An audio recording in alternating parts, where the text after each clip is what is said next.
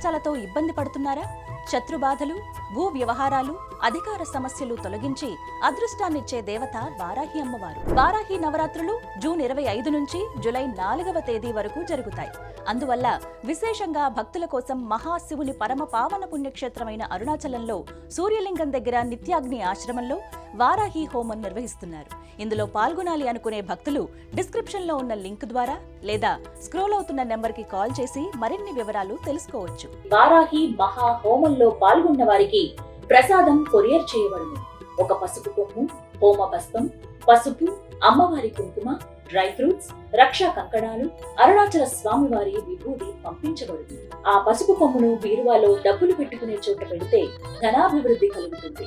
రక్షా కంకణాలు చేతికి ధరిస్తే ఆరోగ్య సమస్యల నుండి విముక్తి లభిస్తుంది. అమ్మవారి కుంకుమను ధరిస్తే సకల సమస్యల నుండి బయటపడవచ్చు.